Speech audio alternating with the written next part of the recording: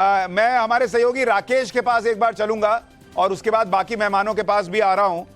राकेश, आप भी लगातार इस इलेक्शन को कवर कर रहे थे। आपके हिसाब से कौन से मुद्दे इन राज्यों में हावी रहे हैं और जिसकी वजह से हो सकता है ये चुनाव जो है वो बड़ा डिसाइसिव हो 2024 के लिहाज से भी?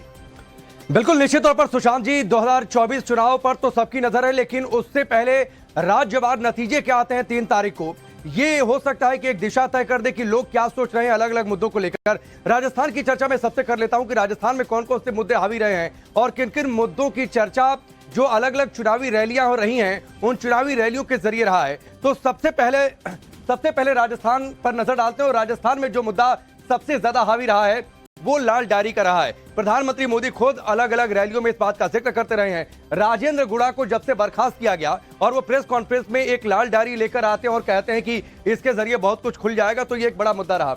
कन्हैया लाल हत्याकांड सरपंच से जुदा के नारे लगे, इसकी चर्चा खुद प्रधानमंत्री मोदी योगी आदित्यनाथ ने की है। भ्रष्टाचार एक बड़ा मुद्दा रहा है, सचिन पायलट भी इसको लेकर बोलते रहे हैं। तुष्टीकरण किस तरीके से हिंदू धर्म प्रतीकों जुलूसों पर किस तरीके से पथराव हुआ, ये इसकी चर्चा बार बार हुई है। पेपर लीक कांड राजस्थान का एक बड़ा मुद्दा रहा है और इसको लेकर जमकर सियासत हुई है, जमकर बयानबाजी हुई है। परिवारवाद को भी लेकर बातचीत हुई है कि क्या एक ही परिवार के जरिए किस तरीके से राजस्थान की सियासत में छाने की बातचीत हुई है और गांधी परिवार पर बार बार टारगेट किया गया है। हालांकि कांग्रेस ने भी इसका खुलकर जवाब दिया। ठीक है, मोटे तौर पर अगर आप देखेंगे परिवारवाद का मुद्दा तो कई बार उठता है, लेकिन अगर आप देखेंगे तो एक तो तुष्टीकरण की बात जो है वो बार बार हुई है, कन्हैया लाल का मुद्दा उठा है और लाल डायरी का जो मुद्दा है वो राजस्थान में बड़ा हावी रहा है।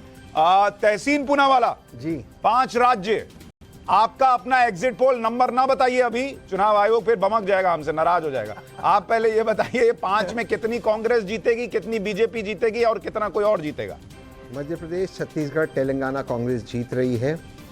राजस्थान में फाइट है, लेकिन मैं मानता हूं कि राजस्थान में माननीय प्रधानमंत्री जी के कैंपेनिंग की वजह से भाजपा को थोड़ी सी एज है। हालांकि अशोक गहलोत जी ने और सचिन पायलट जी ने बहुत अच्छी फाइट दी, लेकिन मैं आपको ये लिखित में दे रहा हूँ, मध्य प्रदेश में कमलनाथ जी मुख्यमंत्री बनेंगे, छत्तीसगढ़ में बघेल जी दोबारा से बनेंगे और तेलंगाना में रेवंत रेड्डी मुख्यमंत्री बनने जा रहे हैं। तो मतलब आप कह रहे हैं राजस्थान में प्रधानमंत्री की भविष्यवाणी सही होगी, गहलोत साहब नहीं लौटेंगे? बहुत क्लोज फाइट है। और अगर राजस्थान को भाजपा ने बचाया है, वो मुख्यमंत्री बनेंगे। अगर राजस्थान को भाजपा ने बचाया है, राजस्थान में किसी ने भाजपा को बचाया है, वो प्रधानमंत्री का कैंपेनिंग है। बहुत क्लोज फाइट है।